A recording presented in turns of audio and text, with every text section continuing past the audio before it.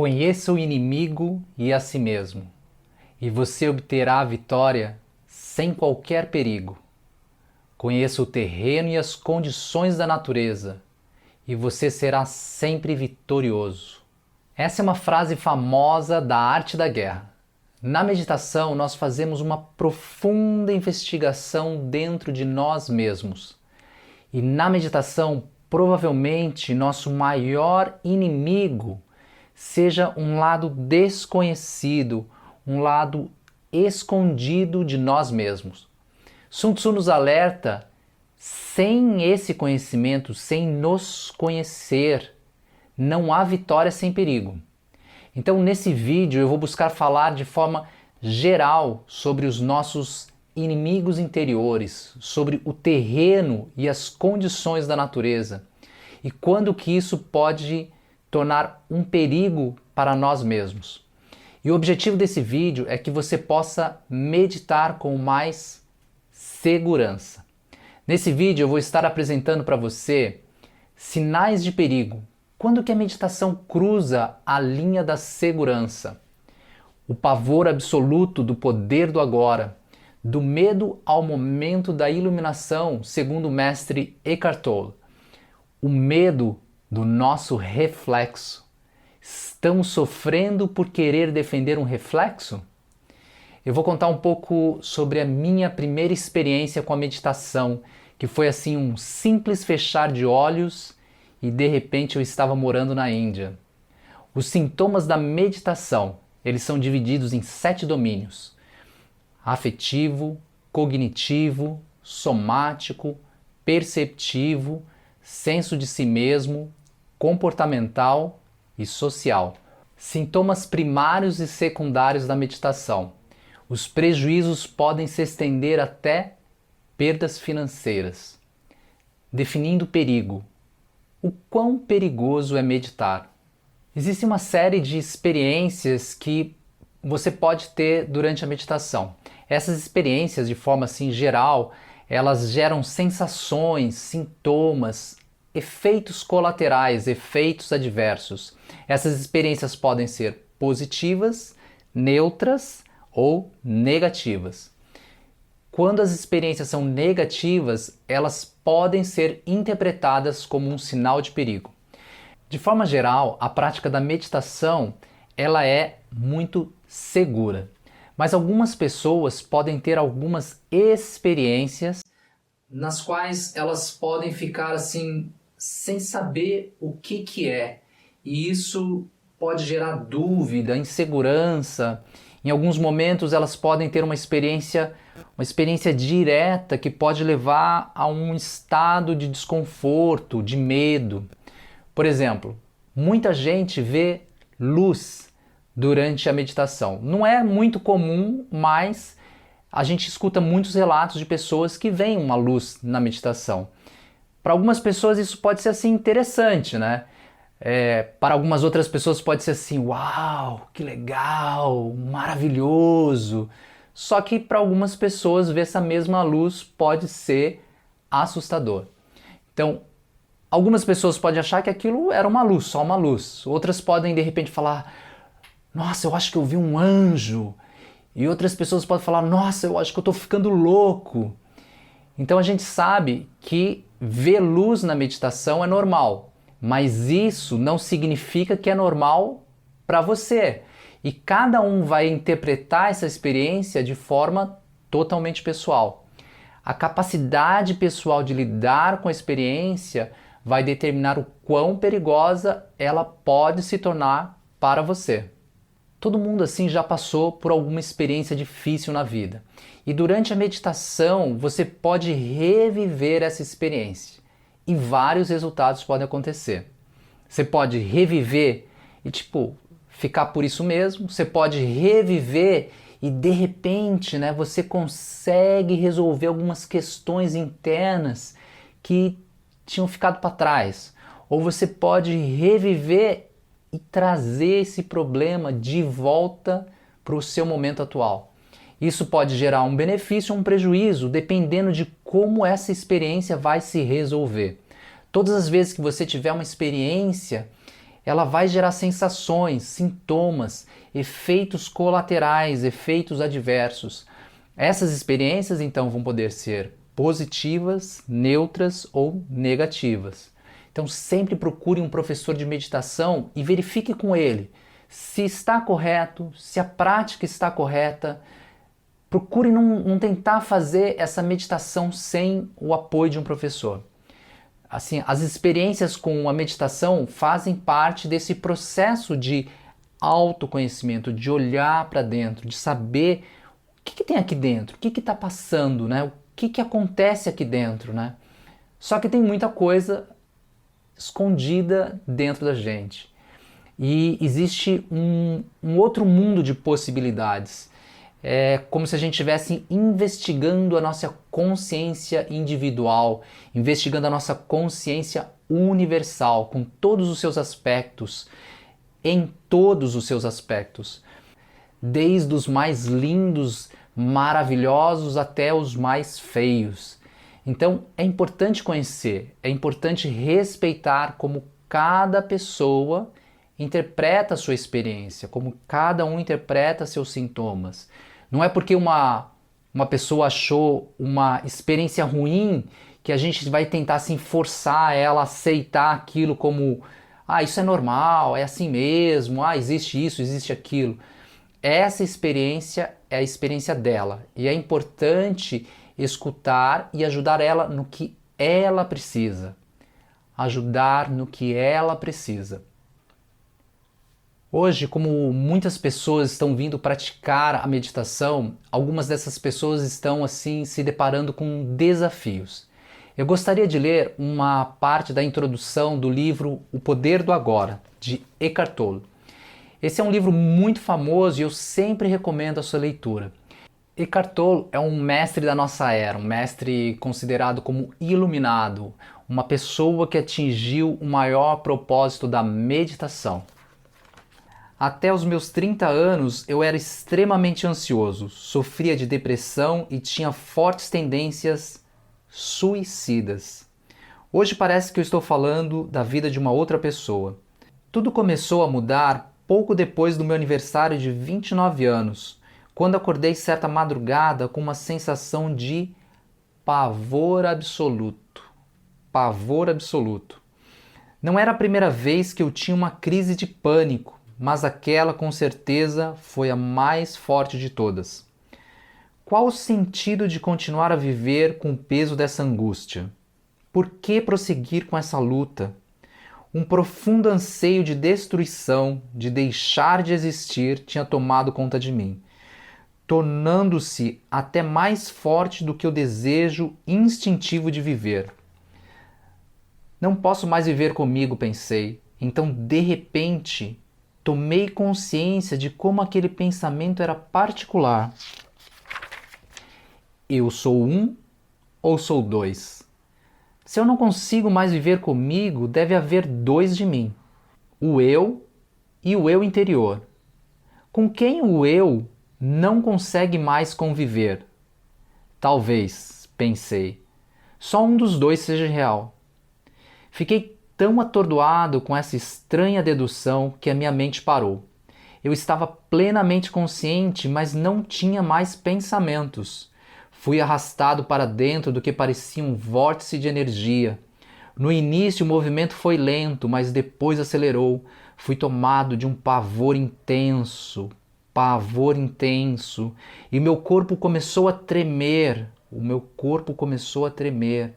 Ouvi as palavras: não resista, como se viesse de dentro do meu peito.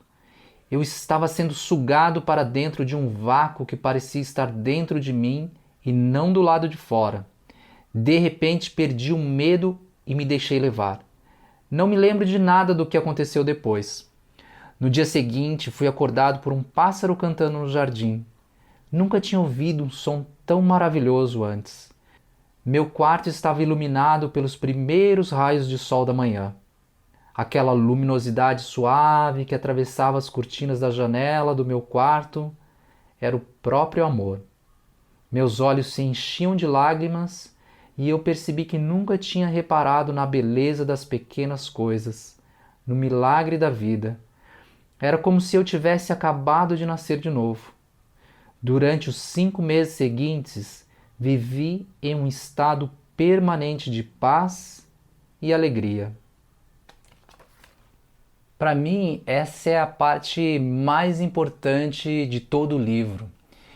No primeiro momento, quando a gente escuta o que ele passou, não é exatamente o que a gente imagina que um mestre passaria para se iluminar, ou assim, para encontrar essa paz e felicidade duradoura. Então eu trouxe esse trecho aqui porque existe uma grande desinformação sobre os sintomas que uma pessoa pode passar durante a prática da meditação. Olha só o que o autor do Poder do Agora passou. O processo de iluminação, o processo de descobrir a felicidade que existe dentro de nós é baseada na premissa que nós hoje estamos vivendo um estado de percepção errônea sobre a realidade. Existe uma metáfora no yoga que é a metáfora do espelho. Quando a gente se olha no espelho, a gente vê um reflexo. Apenas um reflexo que nós não somos esse reflexo. A percepção errônea da realidade é que a gente confunde o reflexo com quem nós realmente somos. E isso é uma ilusão. Nós não somos o reflexo.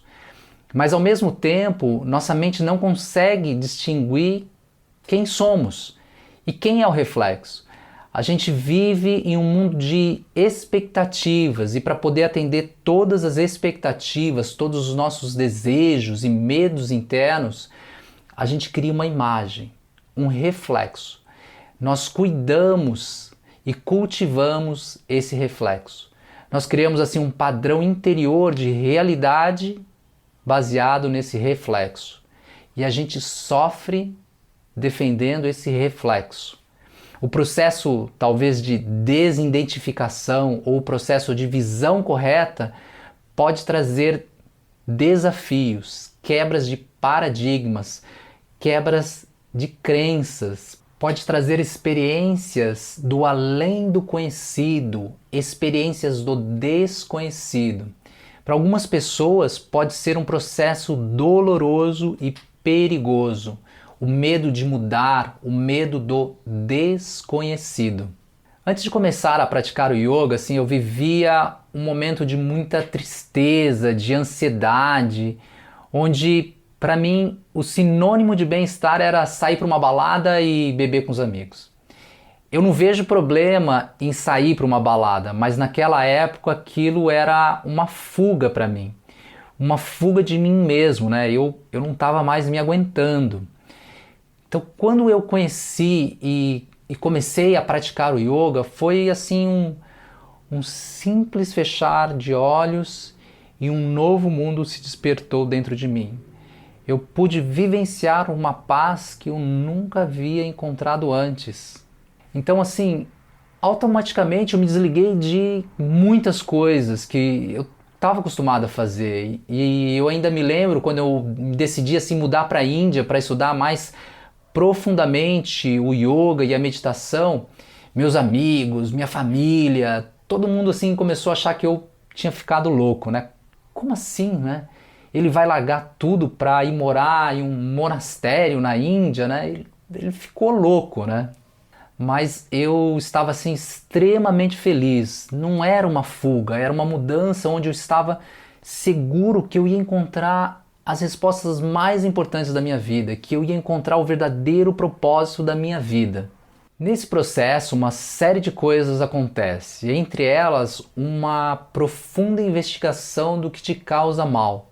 E você precisa desraizar as coisas ruins que estão guardadas dentro do seu ser.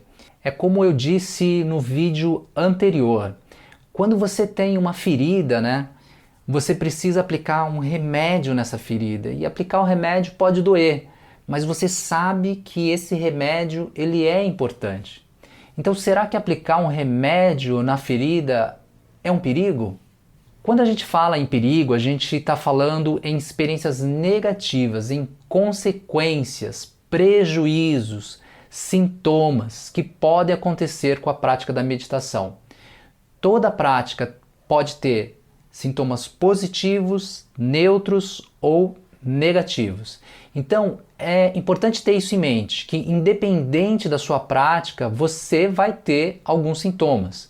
Quando esses sintomas entram na esfera do desconhecido, da dúvida, da insegurança, do medo, quando eles começam a impactar suas atividades, do seu dia a dia, é hora de você procurar ajuda.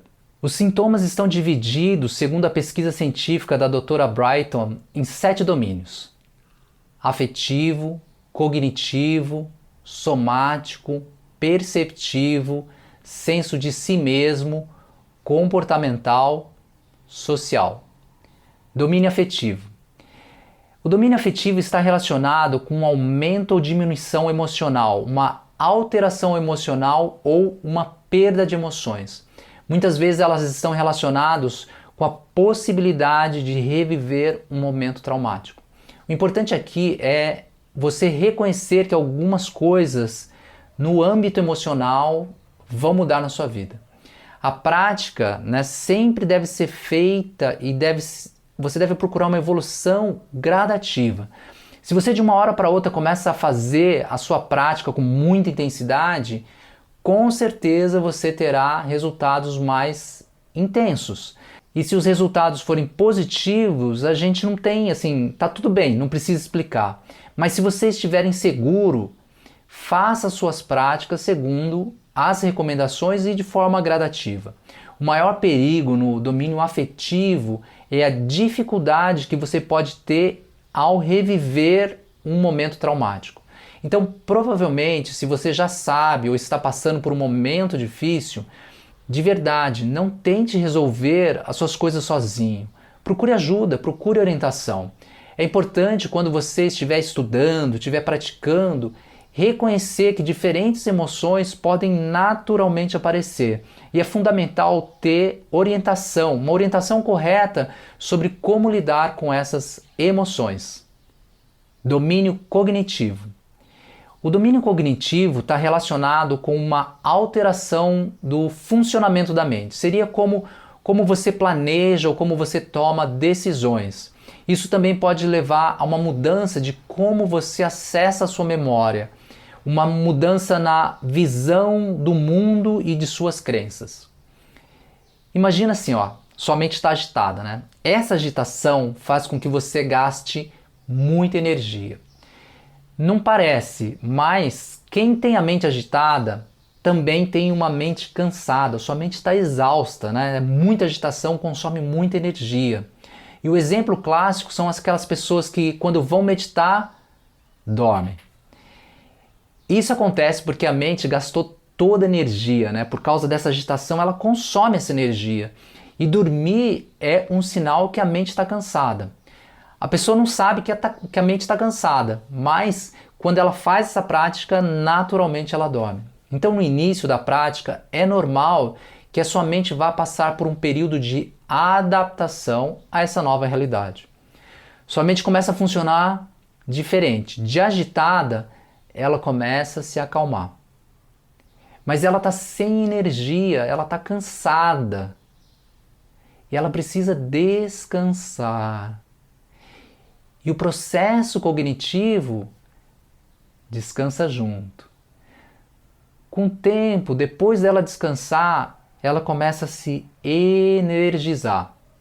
Um outro detalhe é que muitas vezes a gente acha que o yoga e a meditação é assim ficar sentado sem fazer nada.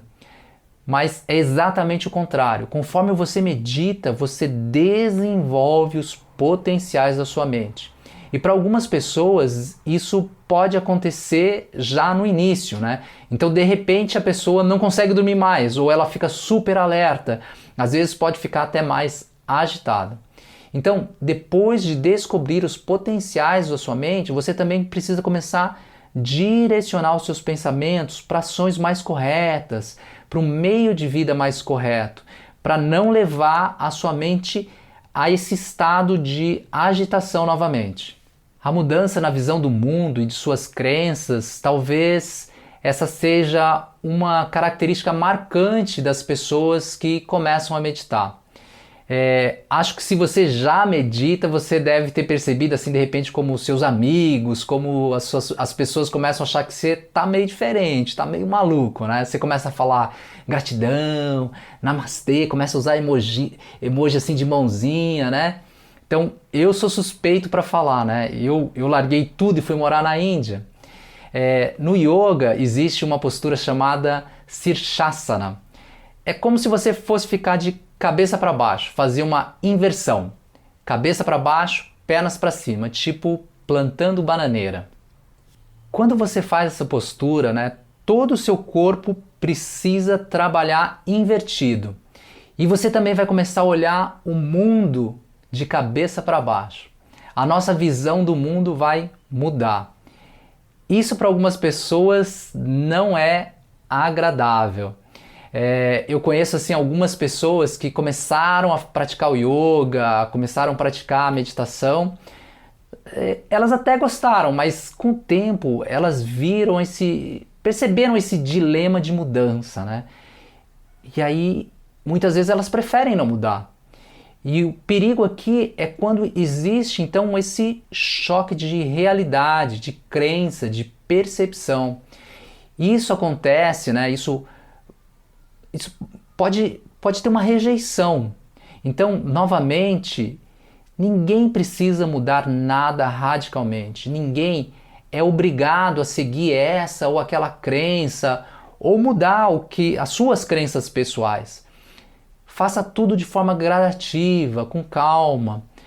Se você tiver assim, uma forte mudança de realidade, procure novamente, procure um profissional, né? Não tente resolver essas coisas sozinhas. Domínio somático. O domínio somático está relacionado com mudanças no funcionamento do corpo, dos processos fisiológicos. Domínio perceptivo.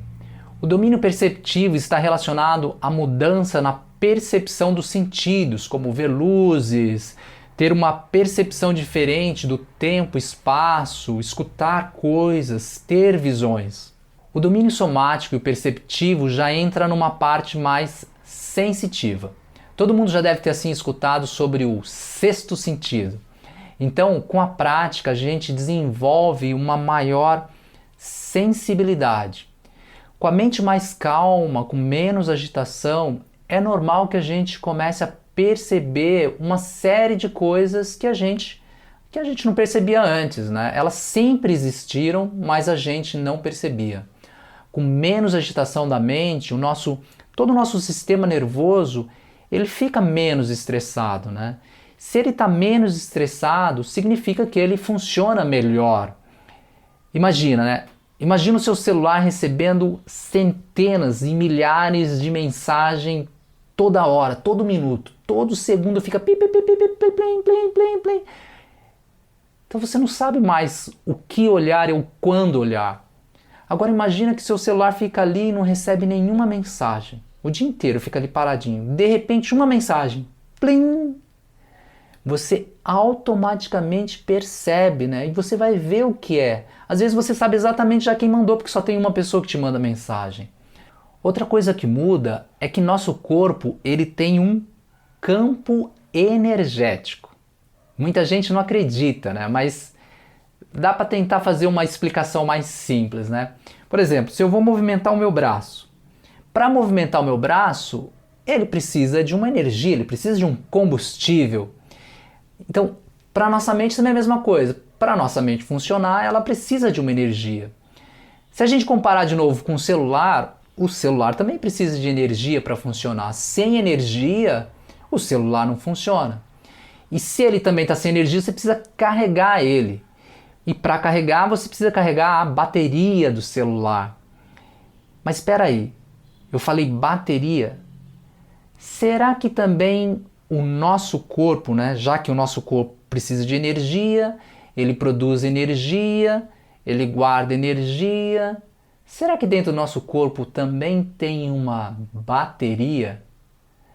Então, nosso corpo realmente ele é capaz de produzir e armazenar energia. Então eu poderia dizer que o nosso corpo ele é tipo uma bateria.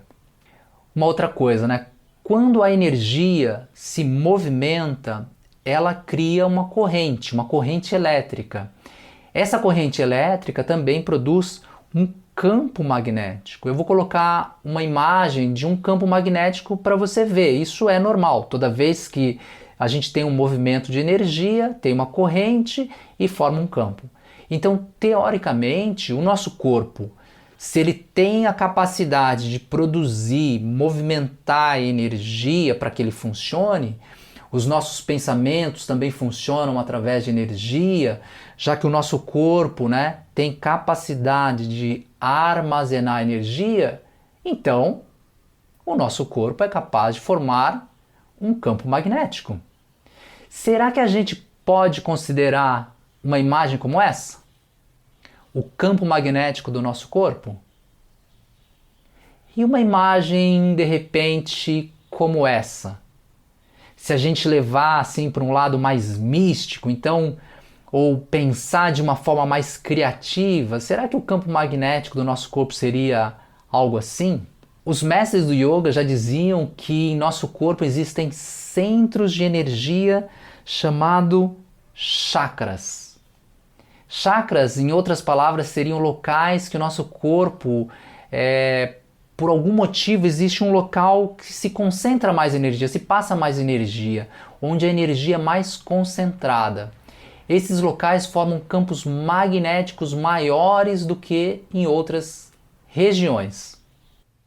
Então, por exemplo, o coração vai ser um desses centros sem sombra de dúvida, né? Todo o nosso sangue passa pelo coração e tem esse movimento, tem um atrito, então com certeza no coração ele vai formar um campo magnético. Pode ser um campo magnético super sutil, né? A gente não vê, mas não significa que ele não existe. Mas será que esse campo magnético do coração vai ser como um desses desenhos? Se a gente pode imaginar um campo magnético, a gente também poderia imaginar como seria o campo magnético de uma pessoa com a mente agitada. Essa agitação tem reflexo direto no nosso corpo. O próprio estresse, a ansiedade é resultado da agitação da nossa mente. Quando a gente vai meditar, a gente tranquiliza a nossa mente. Então, naturalmente, o nosso campo magnético vai mudar. Essa mudança leva a uma alteração no nosso físico. E é aqui que entra a questão do domínio somático, que é a mudança dos processos fisiológicos, e do domínio perceptivo, que é uma mudança da percepção dos nossos sentidos. Para muitas pessoas, essas mudanças funcionam também como uma melhora em algumas dores, como dor de cabeça, dor no corpo, mas também pode ocorrer alguns desbloqueios energéticos, levando ao corpo a ter algumas reações físicas, né? Pode gerar febre, pode gerar diarreia. No Yoga Sutras de Patanjali, um clássico do yoga, né? Um texto clássico do yoga, o autor diz: ao projetarmos os poderes ampliados da percepção dos sentidos, podemos conhecer o pequeno, o oculto e o distante. Então isso pode levar a uma percepção diferente do tempo e espaço. E também uma mudança na nossa percepção dos limites do nosso corpo e do nosso ser. Se existe um campo magnético ao redor do nosso corpo, será que a gente pode sentir ele? Será que eu posso sentir o meu corpo fora do corpo? Mas eu vou falar mais sobre isso em um outro vídeo, porque esse assunto merece um vídeo exclusivo para ele. Domínio do senso de si mesmo. Isso está relacionado com mudanças em como a pessoa se vê, sua relação com o mundo, seus valores e objetivos. Por exemplo, olha essa imagem aqui. Esses são chakras e vamos dizer que você não acredita em chakras. mas agora eu até meio que tentei te explicar sobre o campo magnético e de repente fez sentido para você. Não que essa imagem vai ser igualzinho, né? Mas fez sentido. Então é claro que você vai ter uma mudança na forma como você se vê. Porque agora você não é mais um pedaço de osso e carne. Agora você é um pedaço de osso, carne e uma bateria ambulante. Então, talvez um dia a gente até chegue na tomada e carregue, né, essa bateria na tomada. Então isso é uma mudança de crença. E mudar uma crença não é assim tão simples assim, né? É um pouco mais complicado. E de novo, ninguém precisa mudar nada se não quer. Quando a gente entra na esfera digamos assim, do nosso corpo bateria, é como se você acessasse, né? Você nascesse dentro de um novo mundo, porque agora você está pensando em um mundo energético e uma série de novas coisas podem acontecer. E o perigo aqui é que se essa experiência é por um breve momento, por um breve deslumbre, tudo bem, mas às vezes essa experiência pode ser mais duradoura. Ou pode ser que ela realmente fique durante muito tempo.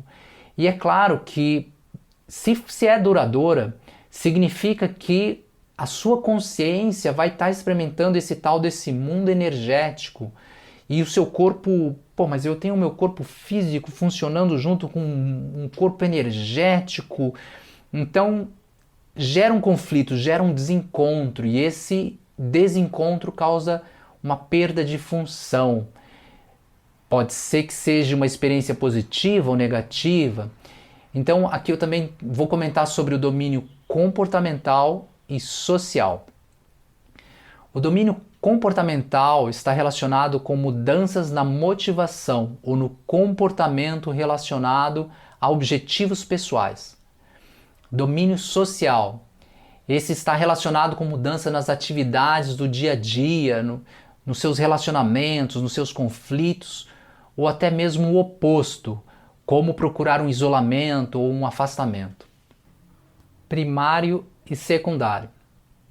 Então, no caso da meditação, a gente poderia dizer que a gente tem prejuízos específicos ou causas primárias, consequências diretas que a meditação pode causar para um praticante. Por exemplo, uma pessoa revive um momento traumático. Essa experiência pode levar a pessoa a ter prejuízos associados, que seriam consequências secundárias.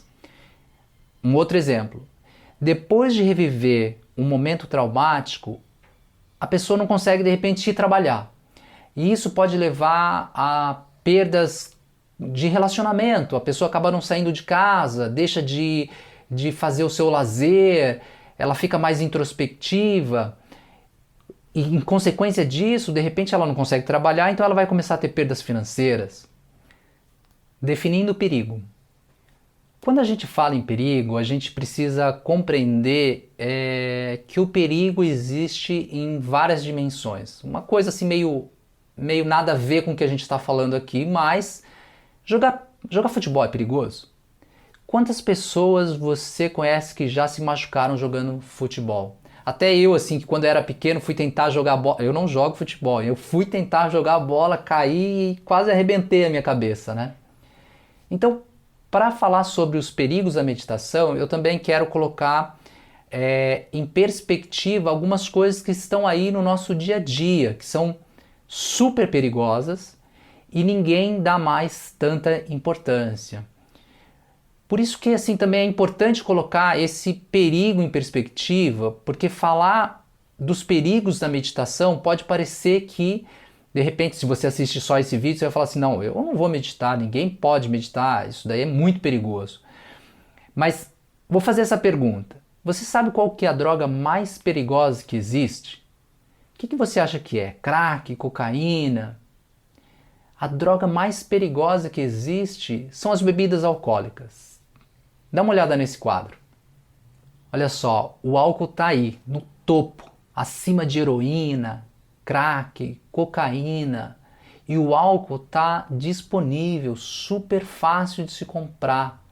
Só que ele se tornou algo aceito pela nossa sociedade. Ninguém fica fazendo campanha contra o álcool, mesmo ele sendo a pior de todas as drogas. Agora, vamos falar qual a droga que mais mata. Você sabe qual é essa droga que mais mata? O cigarro. O cigarro é disparado o número 1. Não por morte direta, mas por problemas de saúde causados pelo consumo do tabaco, como câncer de pulmão. Eu trouxe esses dados para colocar os perigos da meditação em perspectiva com outras coisas. Os efeitos colaterais do álcool vão atingir todos os domínios da meditação e muitos outros. E eles são muito mais devastadores. Então, se a gente fosse comparar o perigo da meditação com outras substâncias, com outras coisas, a gente vai ver que praticamente não existe perigo. Eu acho que ninguém vai fazer uma pesquisa específica, né, dos perigos e prejuízos da meditação comparando com o álcool, com o cigarro, porque não faz muito sentido. Mas o importante aqui, o que eu quis colocar é colocar isso em perspectiva, para a gente começar também não pensar que a meditação é tão perigosa, né? Para você entender essas dimensões do perigo. O objetivo desse vídeo é para que as pessoas possam meditar sem perigo, com mais segurança. O perigo da meditação, ele é individual. A última coisa, né, que qualquer professor de meditação, qualquer pessoa que ensina a meditar, é que a pessoa passe por qualquer dificuldade. Mas é importante que a gente consiga falar de forma objetiva sobre esse assunto. A gente não tem como prever quem vai ter alguma dificuldade durante a prática, mas a gente pode orientar sobre esses diferentes sintomas e, principalmente, dar aos nossos alunos apoio durante a prática deles. Namastê! Eu sou Nandan, conheça o inimigo e a si mesmo, e você obterá a vitória sem qualquer perigo. Quanta coisa existe dentro de nós. A meditação é uma ponte para esse mundo misterioso da nossa existência. É fundamental a gente explorar esse mundo com segurança. Todas as tradições têm explicações e formas diferentes de ajudar o praticante a superar seus desafios. Nesse vídeo eu busquei trazer uma explicação geral, generalizada. Caso você esteja passando por alguma dificuldade específica ou tenha alguma dúvida, procure seu professor de meditação. Assim ele pode te ajudar a compreender melhor sobre a sua prática e suas experiências. Durante a meditação, a gente pode ter experiências que geram sensações, sintomas, efeitos colaterais, efeitos adversos. Você pode ver uma luz e achar super interessante, super legal. Você pode achar maravilhoso. Você pode achar meio estranho. Você pode achar ruim. Você pode achar uma coisa horrível. Todas as experiências podem ser avaliadas segundo o seu impacto, como a pessoa se sente segundo essa experiência. Ela teve um impacto psicológico, físico, social. Qual a intensidade dessa experiência? Quanto tempo ela durou? Ela foi breve? Ela continuou mesmo após a meditação? Você sentiu que podia ter controle sobre essa experiência ou você se sentiu sem controle? No meu próximo vídeo eu vou falar sobre como avaliar a sua experiência com a meditação. Te aguardo lá. Um forte abraço em seu coração. Namastê.